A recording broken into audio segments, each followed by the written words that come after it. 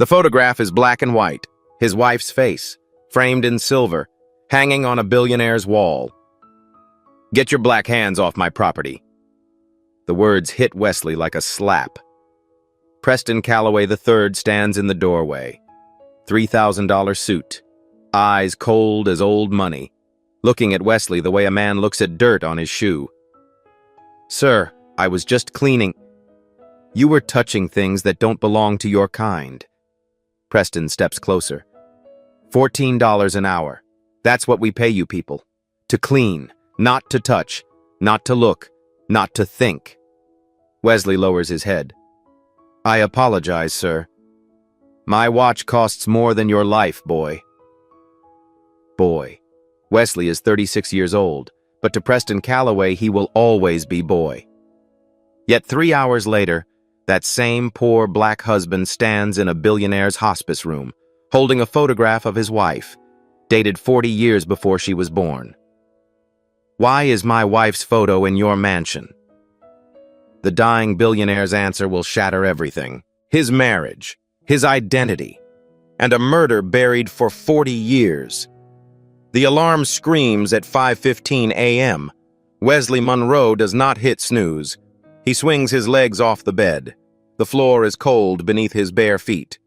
The apartment is quiet except for the hum of the old refrigerator in the kitchen. Beside him, his wife Denise sleeps with one hand resting on her belly. 7 months pregnant. Their first child. A daughter they have already named in whispered conversations late at night. Wesley stands in the bathroom, splashes cold water on his face, studies his reflection in the cracked mirror, hands rough from years of bleach and industrial cleaners, back straight from pride that refuses to bend. 36 years old. 3 jobs, 60 hours a week. $14.50 an hour. He is not building a career. He is building a nursery in his mind, one paycheck at a time. In the kitchen, he starts the coffee maker. The machine gurgles and hisses, filling the small space with the smell of cheap grounds. Denise appears in the doorway, wrapped in a faded blue robe, rubbing sleep from her eyes. "You're up early," she says. Her voice is soft with morning. "Always am." She waddles to the table, one hand supporting the small of her back. He pours her decaf. The doctor's orders she pretends to hate. She makes a face but drinks it anyway. "Big estate job today?" she asks. Wesley nods. "Calloway Place, out past the old mill district. The agency says it's a one-day job. Good money if they like my work." "Fancy people?" "The fanciest. Old money. The kind that builds hospitals with their name on the door." Denise wraps both hands around her mug. "Just be careful. Those kinds of people, they look at us different." Wesley reaches across the table, takes her hand. "I've been invisible my whole life, Denise. I know how to move through their world without making waves." She squeezes his fingers, then reaches up to fix his collar. A ritual they have performed 1,000 mornings. He adjusts the pillow behind her back. She smooths the wrinkle on his sleeve. Small gestures, a language only they speak. "Promise me you'll be careful," she says. "It's just cleaning, dusting shelves, polishing silver." "Promise me anyway." He kisses her forehead, breathes in the scent of her shampoo. "I promise."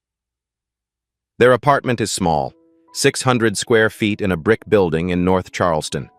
The paint is peeling near the window. The hot water takes 3 minutes to warm, but it is clean. Photos crowd the refrigerator door. Their wedding day, the ultrasound image, a faded picture of Denise's parents. In the corner of the bedroom sits a second-hand crib. Wesley found it at a yard sale, spent 3 weekends sanding and repainting it. White, with small yellow stars stenciled along the rails. Denise cried when she saw it finished. He grabs his keys from the hook by the door.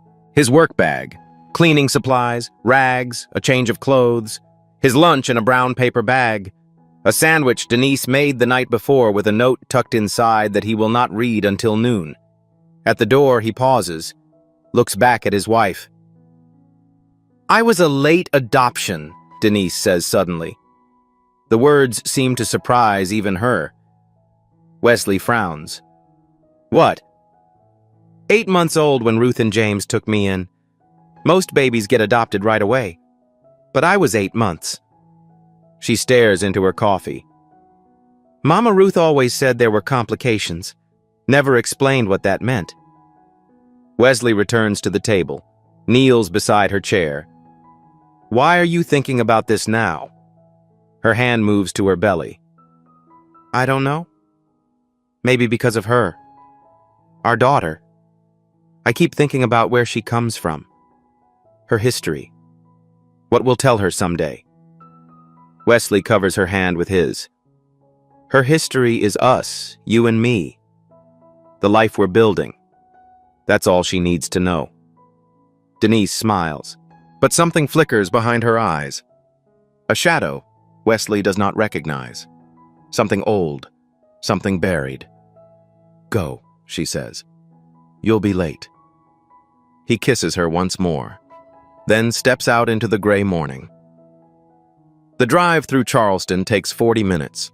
Wesley passes the historic district with its pastel mansions and wrought iron gates, past the waterfront where tourists snap photographs of the harbor, past the old neighborhoods where his grandmother lived before the developers came with their money and their bulldozers.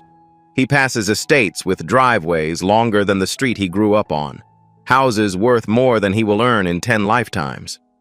Wesley does not feel envy. He feels purpose. Every dollar has a destination. Diapers, formula, a crib mattress that passed safety standards, maybe someday a down payment on something with a yard, a swing set, a place where his daughter can run. He is not building wealth. He is building safety, stability, a foundation his daughter can stand on. The Callaway estate appears through a canopy of ancient oak trees. Spanish moss hangs from the branches like gray curtains. The main house sits at the end of a quarter-mile driveway. White columns, black shutters, a porch that wraps around 3 sides. Wesley pulls around to the service entrance, signs the gate log with his name and the time, 9:14 a.m. Just another rich house, he tells himself. He has no idea what is hanging on the wall inside. The housekeeper meets Wesley at the service door. She is white, mid-50s, with steel gray hair pulled into a tight bun. Her face looks like it has forgotten how to smile decades ago. "You're the cleaner," she says. Not a question. A statement of fact. A classification. "Yes, ma'am. Wesley Monroe. The agency sent me." She looks him over. Her eyes travel from his work boots to his canvas bag to his dark skin. Her expression does not change. But Wesley feels the assessment, the judgment, the silent calculation of how much trouble he might cause. "Follow me." They walk through a service corridor. Plain walls, linoleum floor, the part of the house the family never sees. Then through a door, and suddenly Wesley is in another world. Marble floors, crystal chandeliers, oil paintings in gilded frames, the smell of furniture polish and fresh flowers and money. So much money it has its own scent. "The study," the housekeeper says, stopping before a heavy oak door. "Third door on the left. Dust the shelves. Polish the frames. Don't touch anything else. Don't open any drawers. Don't move any objects. Just clean what you can see." Wesley nods. He has heard this script before. Different houses, same message. You are here to serve. You are here to clean. You are not here to exist as a person. The family?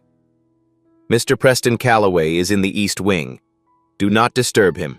Do not approach him. If he speaks to you, answer briefly and return to your work. "Yes, ma'am." "Yes." She turns and walks away. Her footsteps echo on the marble. Then silence. Wesley pushes open the study door. The room smells of lemon polish and leather and old money. Dark wood paneling covers every wall. Leather chairs flank a fireplace that probably has not been lit in years. Books line the shelves. Leather-bound volumes with gold lettering. arranged by color rather than subject. Decoration, not literature. Wesley begins his work. Baseboards first, running his cloth along the edges where dust collects. Then the window sills, careful not to disturb the heavy velvet curtains. Then the shelves, working methodically around objects that cost more than his monthly rent. He moves to the wall of framed photographs. Family history on display. Black and white images of men in stiff suits and women in pearls. Factory openings with ribbon-cutting ceremonies. Politicians shaking hands with Callaways across 3 generations.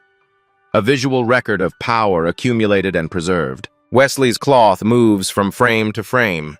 Gold frames. Mahogany frames. Frames that probably cost more than his car. Then his hand stops. One frame is different from the others. Silver, not gold. Newer. Set apart from the family gallery like a secret someone could not bear to hide completely. Wesley leans closer. A black and white photograph. A young black woman, early 20s. She sits on what looks like a garden bench, surrounded by blooming roses. Her head tilts slightly to the left. A soft smile plays on her lips. Not posed, but genuine. Caught in a moment of private happiness. A string of pearls circles her neck. Simple, elegant. The kind of pearls a man gives to a woman he loves. The brass plate beneath the frame reads, Margaret, 1984. Wesley's breath catches in his chest. He knows this face. He has kissed this face 1,000 times. He has watched this face sleep beside him for 8 years. He has seen this face light up with laughter and crumple with tears and glow with the news of their first child. The cheekbones, sharp and elegant, the slight tilt of the head. A habit Denise has never been able to break. The small birthmark near the left ear, the one Wesley traces with his finger when they lie in bed at night. That's Denise, he whispers to the empty room. That's my wife. But the brass plate says 1984. Denise was born in March of 1984. This photograph is older than his wife. The woman in the frame is 20 years old, maybe 22. And the image quality, the style, the clothing, all of it belongs to another era. The face is identical, but the woman is not his wife. His heart pounds against his ribs. His hands tremble as he reaches for his phone. He photographs the photograph. The flash reflects off the glass. Is there a problem? Wesley spins. The housekeeper stands in the doorway. Her eyes move from Wesley to the photograph to the phone in his hand. Her expression hardens. This picture, Wesley manages. His voice sounds strange in his own ears. The woman. Who is she? The housekeeper's face goes flat, completely closed. A family matter. But she looks exactly like A family matter. The words cut like a blade. Return to your work. She steps back into the hallway. Wesley hears her voice, low and urgent, speaking into a phone. He catches fragments. The cleaner. Asking about the photograph. Yes, the one in the study. No, I don't know how he... 5 minutes pass. Wesley pretends to dust. His mind races. Then footsteps approach. Confident. Measured. Unhurried. The footsteps of a man who has never been questioned in his own house. Preston Calloway III enters the study. He is tall, early 40s. Tailored suit that costs more than Wesley earns in a month. Eyes that assess Wesley like a farmer checking livestock. Cold, calculating, utterly without warmth. You're the cleaner, Preston says. Yes, sir. I know what you were doing. Preston steps closer. His cologne fills the space between them. Expensive, aggressive. I know you took a photograph with your phone. I know you were asking questions about that picture. Wesley's jaw tightens. The woman in the photograph, she looks exactly like my wife. That is none of your concern. She's identical. The same face, the same... That photograph is a family matter. Preston's voice drops, controlled, dangerous. The voice of a man accustomed to being obeyed. You are here to clean. Not to ask questions, not to take pictures, not to concern yourself with things that do not involve you. He steps closer. Close enough that Wesley can smell his breath. Close enough that the threat requires no words. Delete it. Sir, the picture on your phone. Delete it. Now. Or you will never work in Charleston again. Not cleaning. Not anything. His eyes are ice. Do you understand me? Wesley's finger hovers over his phone. He opens the photos, selects the image, watches Preston watching him. He presses delete. Preston watches the screen, nods once, straightens his tie. Finish your work. Then leave. Do not return to this property. Do not speak about what you saw. Do not contact anyone in this family. He turns and walks out without looking back. Wesley stands alone in the study. His hands shake, but his jaw is set.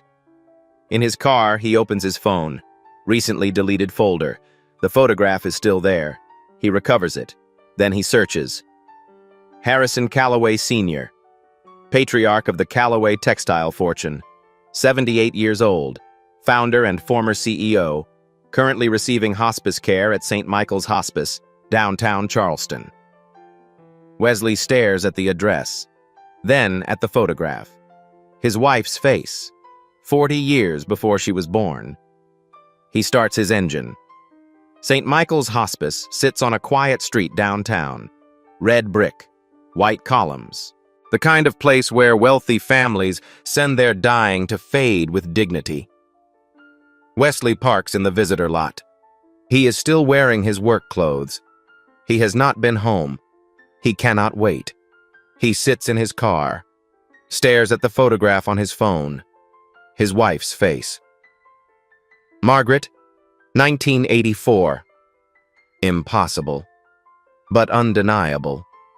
The front entrance has a security desk, a visitor sign-in sheet, an approved list. Wesley watches, studies the patterns. Shift change happens at 7 p.m. The side entrance opens for deliveries. At 7:12, a delivery van pulls up. The side door props open. Wesley walks in behind the driver, stride purposeful, like he belongs. No one stops him. The directory lists room 412. Calloway H. The hallway smells of antiseptic and lilies. Wesley's work boots squeak on the polished floor. His heart pounds against his ribs. Room 412. The door is slightly ajar. Wesley pushes it open. The room is private. Expensive flowers crowd every surface. Monitors beep softly. And in the bed, propped against silk pillows, lies Harrison Calloway Sr. He is thin. Oxygen tubes in his nose, skin like paper stretched over bone. But his eyes are open, alert, watching the door. Wesley freezes. He did not expect the old man to be awake. You're not a nurse. Harrison's voice is weak but clear. No, sir, I'm not. Harrison studies him, takes in the work clothes, the nervous hands, the determination in his eyes. You're the one from the estate, the one Preston called me about. Wesley blinks. He called you? My son calls me when he's scared. He doesn't get scared often, which means you found something. Wesley steps closer. His throat is dry. He pulls out his phone, shows the photograph. Mr. Calloway, I was at your mansion today, cleaning your study, and I saw this photograph on your wall. He holds the phone closer. His voice is steady despite everything. Why is my wife's photo in your mansion? Silence fills the room, only the beeping of monitors. Harrison's eyes fix on the screen.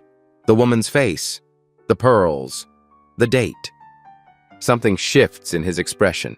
Pain, memory, a wound that never healed.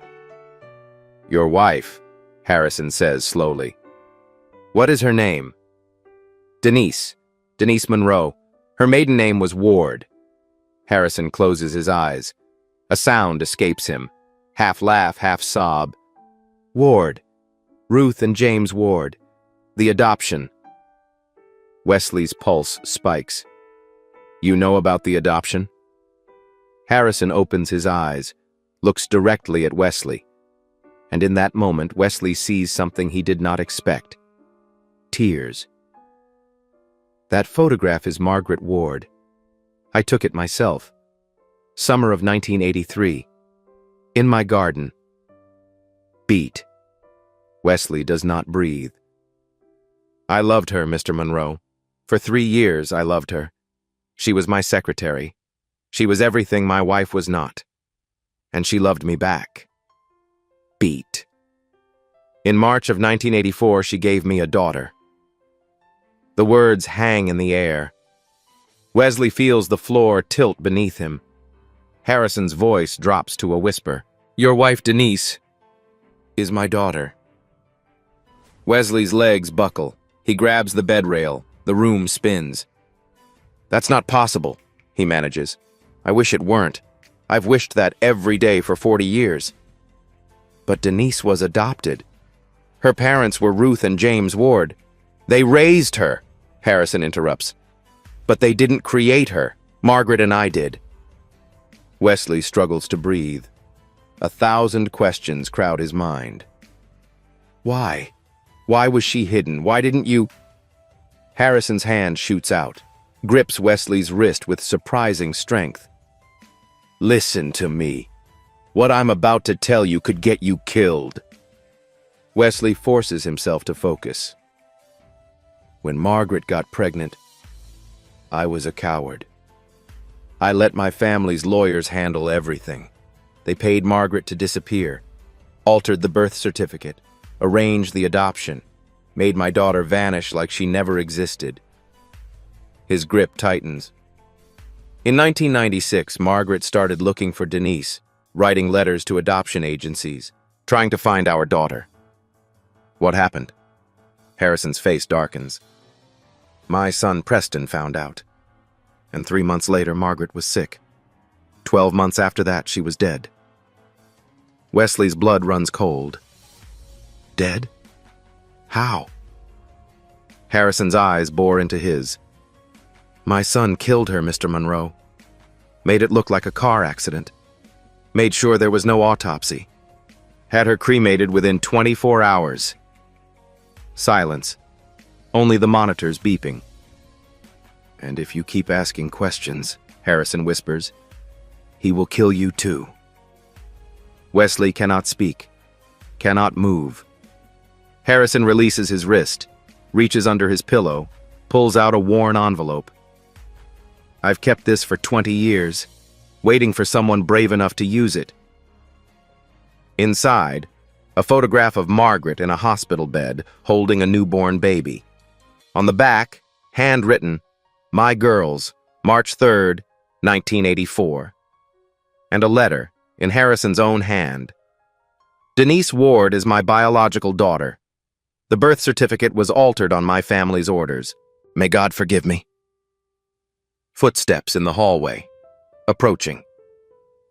Go, Harrison urges. Preston has people everywhere. Don't come back here.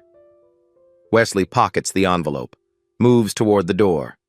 Harrison's final words follow him out. Tell my daughter, I'm sorry I never got to hold her again. Wesley drives home in a daze. Streetlights blur past. His hands grip the wheel until his knuckles turn white. Harrison's words echo in his mind. Your wife is my daughter. My son killed her. He parks outside their apartment, sits in the darkness, tries to breathe. Inside, Denise is asleep on the couch, one hand on her belly. The television murmurs softly. Wesley touches her shoulder. Denise, we need to talk. She wakes slowly, sees his face, sits up. What happened? You look... Kitchen. Now. They sit at the table. Wesley lays out everything. The photograph from the mansion, the hospital photograph Harrison gave him, the handwritten letter. Denise reads. Her hands tremble. Her hands. The color drains from her face. This says I'm his daughter. The billionaire. Yes. And my mother? My real mother? Wesley hesitates. Then, Harrison says Preston killed her. Made it look like an accident. Denise goes still. Completely, terrifyingly still. Then she stands, walks to a drawer, returns with an envelope. Mama Ruth gave me this before she died, she says. Made me promise never to show anyone, not even you. She hands it to Wesley. Inside, a letter in shaky handwriting. My dearest Denise, if anyone ever comes asking about your real parents, run. Don't look back. Don't ask questions. They are dangerous people. They killed her, baby. They killed your real mother. And if you find them, they will kill you too. I love you more than life. Stay safe. Mama Ruth. Wesley looks up. She knew. Ruth knew everything. She was right. Denise's voice rises. And now you've walked straight into it. But we have proof. Proof! Denise explodes. Harrison Calloway is dying. He gave you a piece of paper.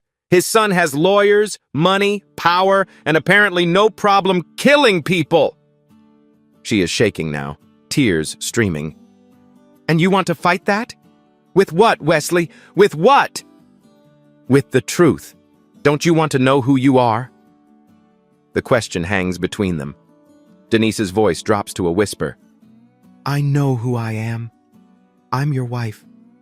I'm carrying our daughter. That's who I want to be.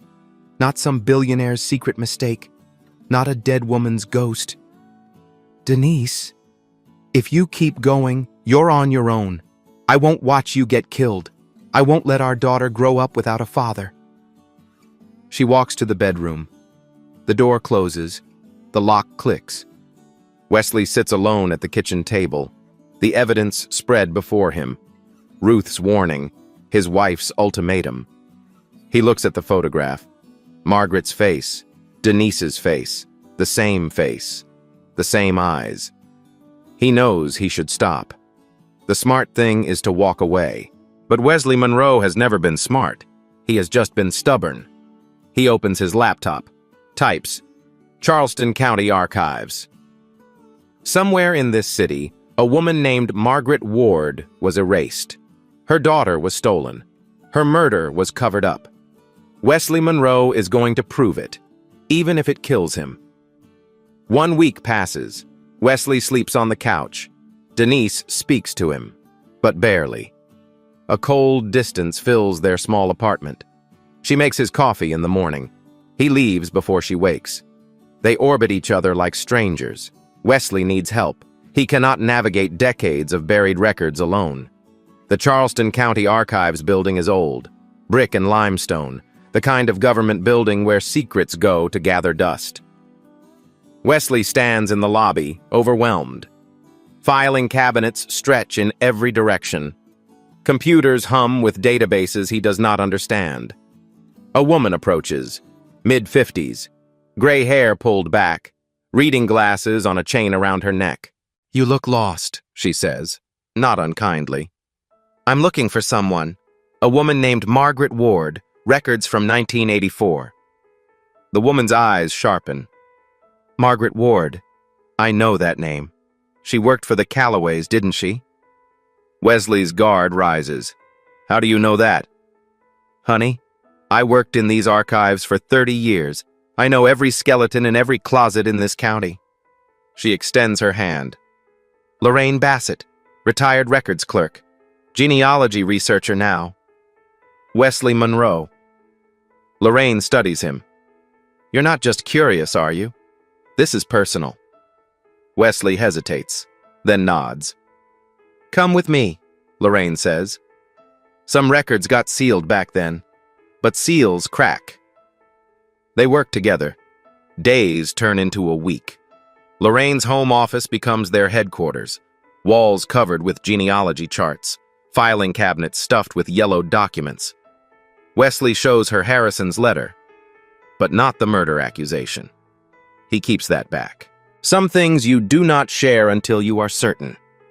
If Harrison Calloway wrote this, Lorraine says, we can prove paternity, but we need a documentation trail. They find it. First, Margaret Ward's employment file. Executive Secretary, Callaway Corporation, 1981 through 1984, hired at 20. Worked directly for Harrison Calloway Sr. Company newsletter photographs show them together at charity events, standing too close, eyes that linger too long. Not just an employee, Lorraine murmurs. A mistress, 3 years. Margaret resigned in March 1984. The same month Denise was born. Her resignation letter is stilted, formal, clearly dictated by lawyers. No forwarding address, no severance, no exit interview. She didn't leave voluntarily, Wesley says. She was removed. Then, the birth certificate. Filed at Charleston County, March 1984. Mother, Margaret Ward. Father, a blank line. But under UV light, something else appears. Harrison Calloway Sr., Lorraine reads, scratched out with black ink, but the original is still visible underneath. The alteration was made 2 weeks after filing. He acknowledged her, Wesley says, then erased himself. Took him 2 weeks to decide. He wants to tell Denise. She still will not engage. He leaves copies on the kitchen table. She reads them, says nothing. Lorraine tracks down another lead. A witness, Evelyn Tate. 71 years old, retired nurse. Worked labor and delivery at Charleston Memorial Hospital from 1980 to 1995. Wesley visits her modest home in North Charleston. She is wary at first, a stranger asking questions about the past. Then Wesley shows her the hospital photograph, Margaret holding baby Denise. Evelyn's face softens. Margaret, I remember her. Pretty girl, scared, alone. You were there when she delivered? Night shift, March 3rd, 1984. She came in alone. No family, no husband, just scared. But someone visited, Wesley prompts. Evelyn nods slowly. Next morning, a man, expensive suit, nervous, brought pink roses. Harrison Calloway? I didn't know his name then, but I remember what he did. She pauses, her eyes grow distant. He held that baby for almost an hour, just sat there crying. I've seen a lot of fathers. That man loved that child. Then what happened? A lawyer came, young guy, slick suit, talked to Mr. Calloway in the hallway, heated. Next day, Margaret was transferred to another facility. Baby was gone. Evelyn's voice hardens. I asked about the baby. They said adopted out, like she was a piece of furniture. Wesley leans forward. Why didn't you report this? Report to who? Evelyn laughs bitterly. In 1984, a black secretary and a white millionaire? Nobody wanted that story. Nobody would have believed me. Wesley asks about Margaret's death, 1996, the car accident. Evelyn's expression changes, darker now. That accident never sat right with me. Margaret was healthy, then suddenly sick for months, then dead. Body cremated within 24 hours, no viewing, no autopsy. Who handled the arrangements? The son, Preston. He had access everywhere, hospital, funeral home, records office. Unusual access for someone who wasn't family. Wesley files this away. It aligns with Harrison's accusation. Evelyn grabs his hand. Her grip is strong. You find her daughter. You tell her someone remembered, someone cared. Wesley meets her eyes. I already found her. She's my wife. Tears spill down Evelyn's weathered face. Then you fight for her, whatever it takes. That girl deserves to know where she comes from.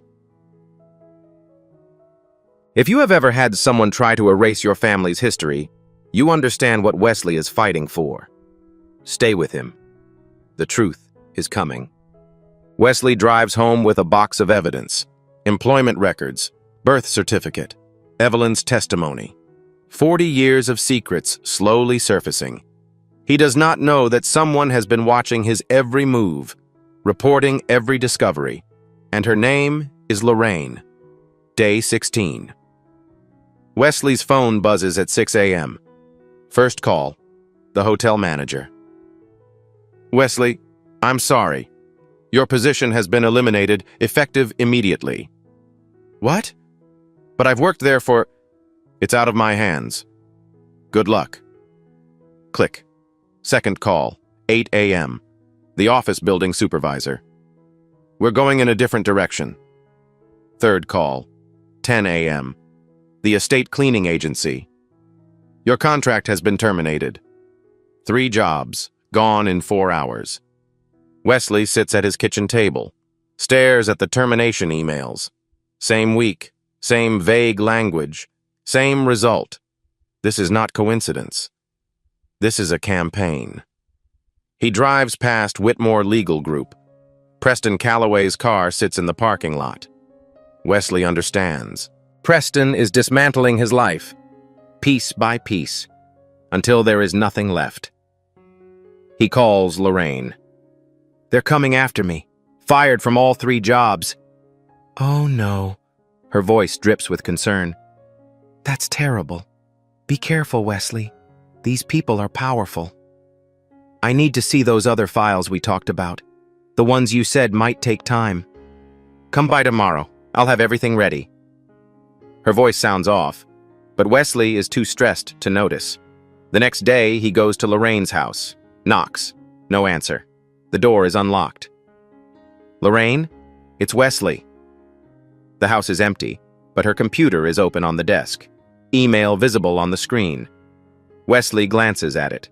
Freezes. From Preston Calloway III. To Lorraine Bassett. Subject, Ree Monroe. Progress report, week 3. Continue providing documents as discussed. Keep him focused on the employment records and birth certificate. But the autopsy report stays sealed. He cannot know how Margaret really died. Not yet. Not until we've neutralized the threat. Wire transfer of $15,000 confirmed to your account. Wesley's blood turns to ice. He scrolls through the emails. Weeks of correspondence. Every discovery he made, reported within hours. Every question he asked, documented and sent to Preston. She was never helping him. She was handling him. Wesley photographs the emails, leaves before Lorraine returns. In his car, his hands shake. One phrase echoes in his mind. Autopsy report. Margaret's death was not an accident. Harrison was right. Preston killed her and buried the proof. His phone rings. Denise's number. Wesley. Her voice is breaking. Something's wrong. The baby. I'm bleeding. Wesley breaks every speed limit. The ambulance is already there when he arrives. Denise on a stretcher. Paramedics working around her. Preterm labor, one of them says. Stress-induced. We need to move. Wesley rides with her, holds her hand, prays for the first time in years. Charleston Women's Hospital. Emergency room. Hours of waiting. Finally, a doctor emerges. We've stabilized her. The baby is okay. For now. Wesley nearly collapses. But her blood pressure is dangerously high, the doctor continues. She needs complete rest. Whatever stress is causing this, it has to stop. Wesley enters her room. Denise is pale, exhausted, hooked to monitors. She looks at him, not with anger, with fear. I thought I was going to lose her, she whispers. You didn't. You're both okay. This has to stop, Wesley. Whatever you're doing, it has to stop. He wants to argue. but looking at his wife, at his unborn daughter's heartbeat on the monitor, he cannot find the words. "I know," he says. She closes her eyes, falls asleep. Wesley sits in the chair beside her. His phone buzzes. Unknown number. A text. "Walk away now. This is your only warning." He deletes it, but his hands are shaking. Wesley faces the same representatives of the Calloway family's interests at every turn. Through their attorneys at Whitmore Legal Group, the family declined to comment on any allegations, stating only that the Calloways have always conducted their business and personal affairs with integrity. Hospital room. 3 a.m. Wesley sits in a plastic chair, has not moved in hours. Cold coffee in his hand, eyes fixed on the heart monitor. Beep, beep, beep. Denise sleeps. The lines on her face have softened, but Wesley cannot forget how she looked in the ambulance, the fear, the blood, the way she whispered their daughter's name like a prayer. He runs through his inventory of losses. 3 jobs, gone. No income. Rent due in 2 weeks. An ally who was a traitor. Every secret he shared sold for $15,000. A wife who almost lost their baby because of him, because he would not stop. No one to trust, no one to call, no one coming to help. The thought spirals, darkens. I should have listened to her. Should have stopped. Wesley walks to the window. Charleston sleeps below. Streetlights glow orange. Somewhere out there, the Calloway estate sits in darkness. Somewhere out there, Preston Calloway thinks he has won. Wesley sees his reflection in the glass, exhausted, broken, alone. He reaches for his phone, ready to call Diane Crawford, the attorney he researched, and tell her it is over. Then he stops. A memory surfaces. James Ward, Denise's adoptive father. Wesley met him once, briefly, before he died. James had been a quiet man, worked 30 years in the shipyard, raised a daughter who was not his by blood but was his in every way that mattered. Wesley had asked him for Denise's hand. Old-fashioned, maybe, but James was an old-fashioned man. "A Monroe doesn't run from the truth," James had said. "A Monroe runs toward it." Wesley had laughed nervously. "Sir, I'm not a Monroe by birth." James had smiled. "You married my daughter. That makes you family, and family doesn't quit." The memory fades. Wesley looks at Denise, at the monitors, at the life they are fighting to protect. Then he looks at the photograph in his pocket. Margaret Ward, a woman who tried to find her daughter and died for it. Wesley makes silent promises. To Denise, "I will keep you safe." To Margaret, "I will prove what they did to you."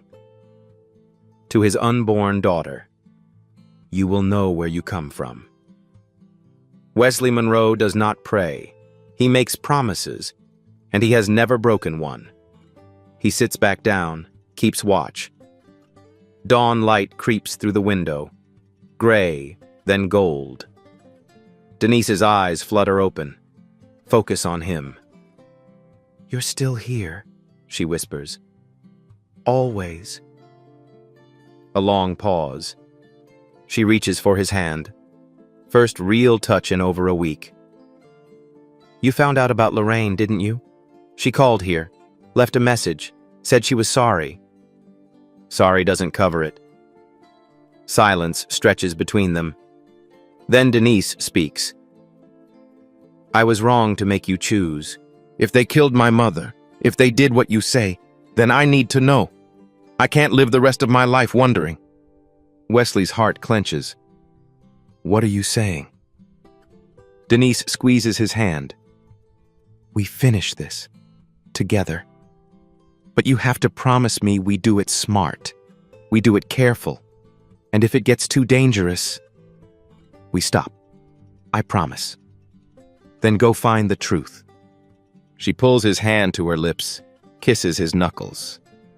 "But come back to me." This is where most people would stop. This is where the smart money walks away.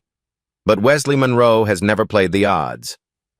And what he is about to discover will change everything. Day 22. Wesley's phone rings, Lorraine's number. He almost does not answer. "Please don't hang up." Her voice cracks. "I know what I did. I need to make it right." Wesley's jaw tightens. "You have 30 seconds. Meet me. I'll give you everything. The autopsy report, the proof of what Preston did to Margaret." Silence. Then, "Why should I trust you?" "Because when I found out what he really did, I couldn't sleep. I couldn't look at myself. The money isn't worth this." Wesley meets her at a coffee shop. Neutral ground. Lorraine looks 10 years older. Guilt has hollowed her cheeks, darkened the circles under her eyes. She slides an envelope across the table. Wesley does not touch it. "Talk first." Lorraine takes a shaky breath. "Preston contacted me 2 years ago. Said he needed someone to monitor anyone who came asking about Margaret Ward. Paid me $50,000 overtime. I thought it was just protecting family reputation. Rich people stuff." She looks down at her hands. "When you showed up, he told me to help you. Give you enough to keep you hooked. But certain files were off limits, especially the autopsy report." "Why?" "I didn't know. Didn't want to know." She meets his eyes. "But last week I looked, and I can't unknow what I saw." Wesley opens the envelope. A medical examiner's report. Margaret Ward, August 14th, 1996. Official cause of death. Motor vehicle accident, blunt force trauma. But there is another section. Stamped, sealed. Additional findings. Elevated lead levels in blood. 68 micrograms per deciliter. Toxic threshold is 40. Elevated lead levels in bone tissue consistent with chronic exposure. Estimated duration of exposure, 12 to 18 months. Finding? Death likely resulted from cumulative lead poisoning. Motor vehicle accident was proximate but not sole cause. Report sealed by family request. No criminal investigation initiated. Wesley reads it twice. 3 times. "Lead poisoning," he says. 18 months. Lorraine nods. "It's murder. Slow, deliberate. Almost untraceable. Unless someone looks." Preston poisoned her. In 1995, Margaret started writing to adoption agencies, looking for Denise. Preston found out. Wesley's hands shake. Why didn't she tell anyone? Go to a doctor? She did. The doctors told her stress, anemia. The tests that would have caught it were never ordered. Preston knew people at the hospital. Wesley stares at the report. Lead in her food, lead in her water. 18 months of slow death. Preston Calloway did not silence Margaret Ward. He executed her. Diane Crawford enters the coffee shop. Wesley called her earlier. She reviews the documents. Her face hardens. This changes everything. We're not just fighting for inheritance, we're exposing a murderer. Wesley looks at Lorraine. This doesn't forgive what you did. I know. Tears spill down her cheeks. I just want it to matter. Day 28, Charleston County Courthouse. The emergency inheritance hearing begins at 9 a.m. Judge Harold Brennan presiding. Gray-haired, sharp-eyed, a reputation for fairness. Wesley and Denise sit at the plaintiff's table. Diane Crawford stands ready. Across the aisle, Preston Calloway III and a team of Whitmore legal attorneys. Expensive suits, confident smiles. Diane presents the evidence. Employment file, birth certificate, nurse testimony, Harrison's letter, the autopsy report. Preston's team objects at every turn.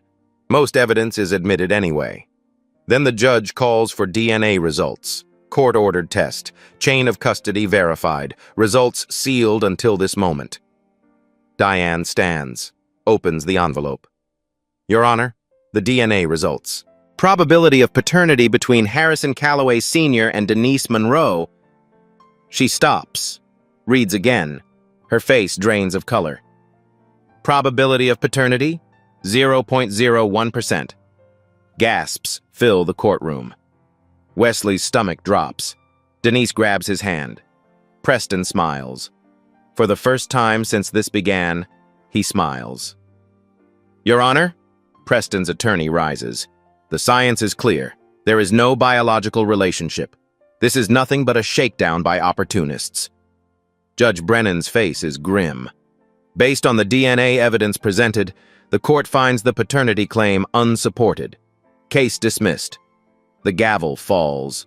Wesley cannot move, cannot breathe. Preston walks past them, pauses, leans close. I told you to walk away, he whispers. You should have listened.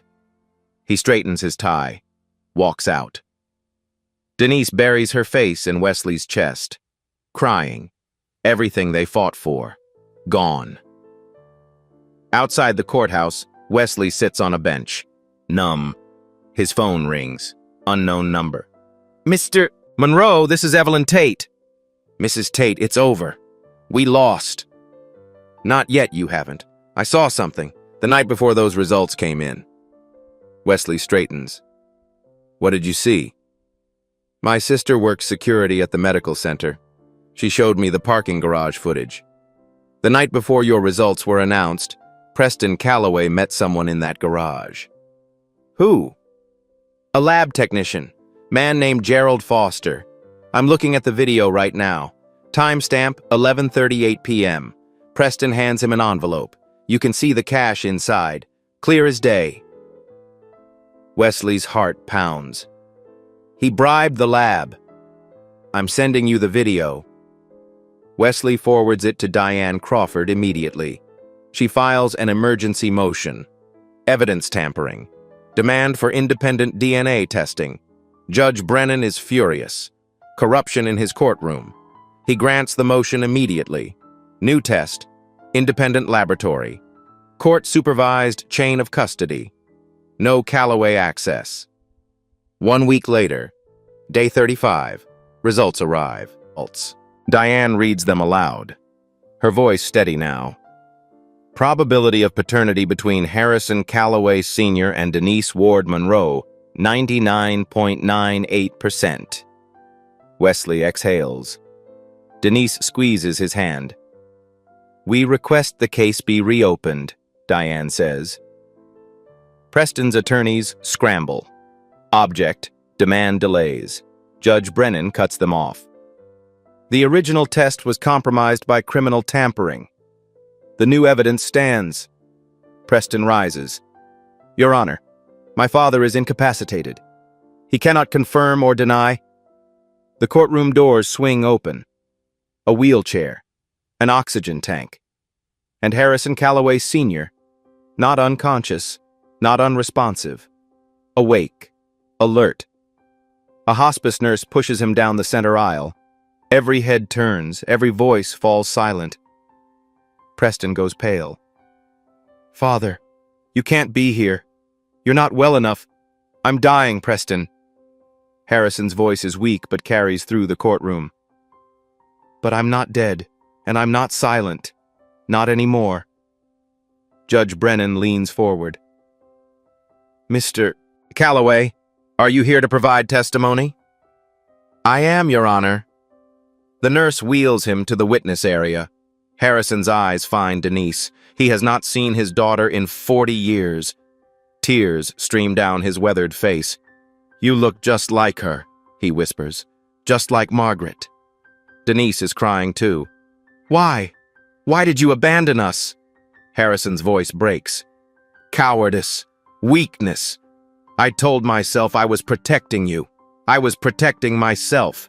From scandal, from my family, from facing what I'd done. He straightens in his chair, turns to face the court. In 1984, I had a daughter with a woman named Margaret Ward. I loved Margaret. I was too weak to protect her. My family's lawyers arranged everything. They paid her to disappear, altered the birth certificate, erased my daughter from existence. His voice hardens. I've carried that shame for 40 years. He looks at Preston, his own son, the monster he created. In 1996, Margaret tried to find our daughter. She wrote letters, made inquiries. My son discovered this. Harrison's hands gripped the armrests of his wheelchair. And my son, Preston Calloway III, murdered Margaret Ward. He poisoned her over 18 months, lead in her food, lead in her water, slow enough to look like illness, then staged a car accident to finish what the poison started. Preston is on his feet. These are lies. Father, you're confused. I am a coward, Preston. I have been my entire life, but I am not a liar, and I will not meet my maker with Margaret's blood on my hands. Harrison produces documents from a folder in his lap. Bank records showing payments to the staff who administered the poison. Pharmacy records for lead compounds. Instructions in my son's handwriting. I've kept everything. For 20 years, waiting for this moment. Judge Brennan reviews the documents. His face is stone. Preston Calloway III, based on this testimony and supporting evidence, you are remanded into custody pending investigation on charges of first-degree murder. You can't do this! Father! Harrison looks at his son one last time. I created you. I indulged you. I let you become a monster. This is the only way I know to stop you. Bailiffs approach. Handcuffs click around Preston's wrists. He is led away. His eyes never leave his father's face. Harrison turns to Denise, reaches out a trembling hand. 40 years too late. I know. But you are my daughter, and I am so sorry. Denise hesitates, then takes his hand. Judge Brennan speaks. The court recognizes Denise Ward Monroe as the biological daughter of Harrison Calloway Sr. and rightful heir to her portion of the Calloway estate. The gavel falls. Wesley holds his wife as she shakes with sobs. It is over. 6 months later. A small house in North Charleston. Not a mansion. Wesley refused to move to the estate. That house has too many ghosts, he said. Denise agreed. The living room is modest, clean, filled with light. And on the wall, in an ornate silver frame, hangs the photograph. Margaret Ward, summer 1983. Young, beautiful, full of hope. The brass plate now reads, Margaret Ward, beloved mother, 1961 to 1996. Denise stands before it, holding a baby, 3 months old. Dark eyes, soft curls. Her name is Margaret Ruth Monroe, for both mothers, the one who gave her life and the one who raised her. Harrison died 3 weeks after the trial. Peaceful. Denise was at his bedside. His last words, "You have her smile. Take care of it." Preston awaits trial for first-degree murder. No bail, no visitors. Lorraine Bassett testified for the prosecution. She lives quietly now. Evelyn Tate received the first Margaret Ward Foundation scholarship for nursing students. Wesley joins Denise at the photograph, puts his arm around her.